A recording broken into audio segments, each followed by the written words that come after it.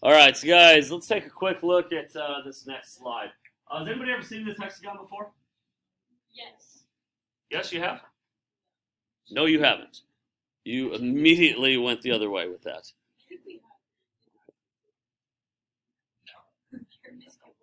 All right, so second period, there were 5 or 6 people that were saying, yeah, that looks kind of familiar, but the majority were saying no. So again, this goes by a couple of different names. By the way, you have a URL printed on your notes.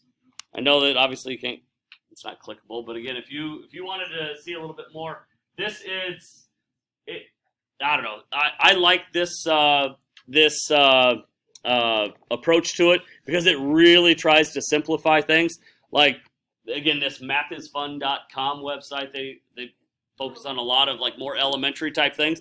They do get into some higher level stuff like with this here and now, but they explain it in a way that's very easy to understand. So again, if you want any more on this, I would highly encourage you to just go search for it. All right. But this hexagon, I've seen it go by a few different names. I most commonly refer to, and what you'll hear me refer to it as the trig hexagon. I've also seen it referred to as a magic hexagon. But really what this does, this helps you to remember your trig functions. There are, again, it's a relatively simple looking hexagon, but there are a ridiculous number of things that this helps you to see. Okay, so the way that you are going to build it on your own, you'll have to remember that you're going to start with tangent. So what is tangent again? What over what? X over y. Or actually, y over x. Sine over cosine? Tangent's equal to sine over cosine. So as we work our way around, tangent is equal to sine over cosine. Or if we go straight across, what else is tangent? Is that 1 over cotangent? Okay, or sine is 1 over cosecant, or secant's 1 over cosine. So you might notice that you have a 1 in the middle, and reciprocal pairs are across from each other. Okay, they're across the hexagon from each other. Okay, so like we said, tangent's equal to sine over cosine. Can we go the other way? Is cotangent equal to cosine over sine? Yes. Now you would never use it, but tangent's also equal to secant over cosecant. Or you could say secant is equal to tangent over sine. All of those, like I said, you'd never use them. They're not identities. But in a pinch, like, yeah, you could make some sense out of that. Okay? Like I said, a lot of the stuff that you can do with this trig hexagon is, frankly, it's just like, oh, that's cool, and then you move on. But there are a few things that are going to be very, very helpful. The main one that I want to focus on is that if we have this hexagon, do we agree that that is, with the diagonals, that's cut into 6 triangles? Yeah. 3 of them are pointing downward. So we're going to focus on the downward pointing triangles. Sine squared plus cosine squared equals 1. Is that one of our identities? Yep. All right, let's go to the next one, pointing down. This is saying that tangent squared plus 1 equals secant squared. And then our last downward pointing, we could say that 1 plus cotangent squared is equal to cosecant squared. So I wish I had the reason as to why, but a lot of students struggle. Quite frankly, a lot of students struggle with memorizing these 3 equations. Maybe you would consider memorization a strength of yours and you're not worried about this at all, but you will most definitely need to know these 3 identity equations. You're going to need to know those like as soon as possible, okay? For whatever reason, like I was saying, though, a lot of students struggle to remember these 3, but they can easily remember this hexagon. So if you can easily remember this hexagon and you understand how we're doing the notation from top left, top right, bottom in terms of the triangle, that tells you the whole story, great. If that's what you need to get started. All right? So moving forward here, are we understanding the whole cofunction identity thing? I think so. A little bit. Okay, if not, we'll circle back to it later. All right, so guys, even, odd. Remember, we touched on this in chapter 4. Even functions. What makes a function even is that if you plug in a value or its opposite, you get the exact same thing back. So we say that, that cosine and secant are even functions. Okay? Same example we used in chapter 4. Let's look at 30 degrees. What's cosine of 30 degrees? Root 3 over 2? Okay, what about negative 30 degrees? What's cosine of negative 30 degrees? We still get root 3 over 2. So we're saying that it doesn't matter if you plug in a positive angle or its opposite. You're going to get the same cosine value back. Okay? Same would go for secant. But on the flip side, if we're looking at the sine, still 30 degrees, the sine is going to be 1/2. Negative 30 degrees, the answer There, we're going to get negative 1/2. So there, it's odd because if I put opposite values in, I get opposite outcomes. All right? Just like we have with all of our other types of functions. Again, we always utilize the quadratic, f of x equals x squared. That was kind of like our baseline. That's an even function. The cubic, that's our odd function. 2 cubed is 8. Negative 2 cubed is negative 8. Squaring, though, 2 squared is 4. Negative 2 squared, still 4. Right? So that's the difference. So again, our trig functions are going to still work at those or within those patterns. Essentially, what's going to happen? Like I said, all this identity stuff, it's just shortcuts. That's all that it is. If we have an odd trig function, so like, again, all three of these examples you see, we've got sine, we've got cosecant, tangent. We don't have a cotangent, but that would fit in here as well. All of the odd ones. If we're going to find an odd function of a negative angle, essentially what we could do is just bring the negative out front. Now, would we go one step further and actually evaluate? So what we're saying is, we probably know off the top of our head what's the sine of 45 degrees. What's the sine of 45 degrees? Square root of 2 over 2. Heart attack here. Yes, we know that the sine of 45 degrees is going to be root 2 over 2. We brought the negative out front, so we made the whole thing negative. Okay? Same thing, cosecant of pi over 6. All right, well, we know, again, just bringing that negative out front, pi over 6, I know what that coordinate is. Root 3 over 2 comma 1/2. Cosecant is going to be the reciprocal of sine. What's the reciprocal of 1/2? Just 2. Oh, but I brought the negative out front, so that's going to be a negative 2. Okay, same thing here. I think we're getting the idea. We're saying that if we have an odd function with a negative angle, just bring the negative out front. Okay, how's that going to be different down here with the evens? Does it matter if I'm finding the cosine of negative 45 or 45? So again, same is going to go here with the secant of negative 840. It's the same as secant of 840. So if you have an even function, the negative sign is obsolete. It doesn't really, it's a non-factor at that point. Okay?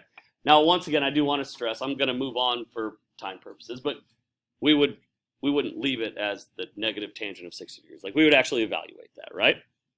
Okay?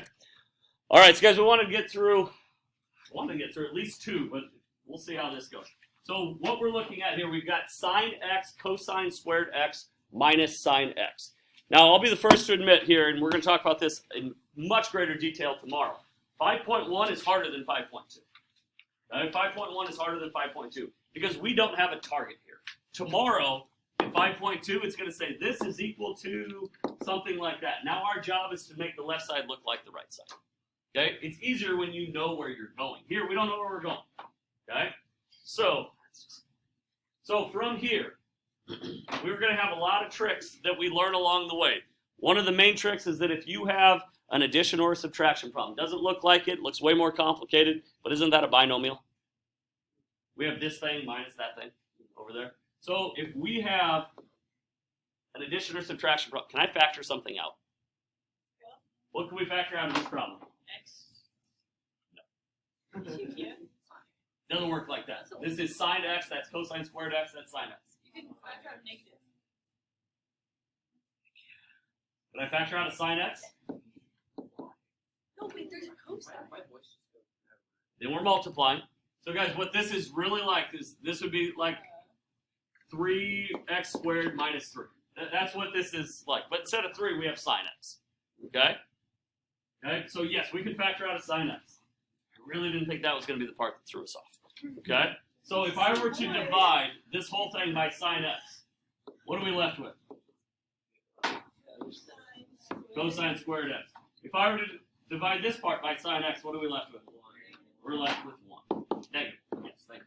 Yeah. All right, so from here, do we see any identities? Well, that's debatable. Yes and no. Not directly. Or if you're thinking, well, cosine squared, that's equal to 1 over secant squared, right? That's not going to get us anywhere, though. Okay? We could try, but that's not going to get us very far. What I'm looking at or thinking about is that sine squared plus cosine squared, that's equal to 1, isn't it? So, could I get cosine squared all by itself? Could I subtract the sine squared over? Like that? Again, on the left side, these are going to cancel. So is it true that cosine squared is equal to 1 minus sine squared? So if that's the case, what can I put in place for that cosine squared? Just a substitution problem. What can I put in its place? So I could rewrite this as sine x on the outside times, and you're saying that I could plug 1 minus sine squared, x in place, and the rest of it stays the same? Do we see how we just utilized that identity for the first time? Now what's going to happen inside of those parentheses? 1 minus 1, that's good, cancel out. Subtract that. So we're left with sine x on the outside, negative sine squared x on the inside. Now, this is the way that we've written negative sine squared. Again, there's sine squared x. If you had sine cubed x, you'd write it this way, or sine to the fourth x this way. What about sine x? What does that mean? That's to the first power, isn't it? So when I multiply these, what am I going to get? Negative sine cubed x. Okay? That's our final answer. That's as simplified as we can get. How do we know that that's as simplified as we can get? Well, we got down to one term. That's a pretty good indication. Also, well, like what else could we do? I guess technically we could rewrite that as like 1 over cosecant cubed x, but I would make the strong argument that that makes it less simplified. That would make it more complicated. All right? So, all right, so taking a look at the next problem then. Take a look here. Whoops. Dropped things all over the place. All right, so next problem. Again, we have another binomial. This time, what we're looking at, we have sine x plus cotangent x cosine x. So again, it's a binomial. We have a term plus another term. So what we said on the previous problem is that anytime you have a binomial or addition subtraction problem, we want to look to factor something out. It's always a great place to start, but we can't say with any certainty that it's going to work 100% of the time. Like for instance, right now, nothing factors out. So one of the things that I've noticed over the years is that, and again, in no way is this mandatory or is this, the end-all, be-all way of approaching these problems. But one of the things that I've noticed is that, over the years, is that a lot of students kind of, I don't know, panic is the right word, but I'll say that they feel less comfortable with certain trig functions. I guess what I'm saying is that usually people feel okay with sine and cosine, and then they feel okay, kind of, sort of ish with tangent. But when it comes to the reciprocals, they oftentimes don't feel great about secants or cosecants or cotangents.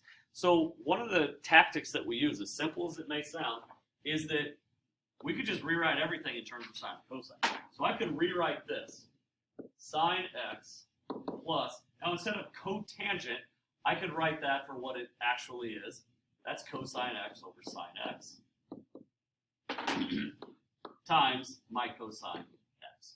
Now again, at this point, in all sincerity, I don't really know if this is going to work or if this is going to get us anywhere. But I do know that sine x is over 1, cosine x, that's over 1.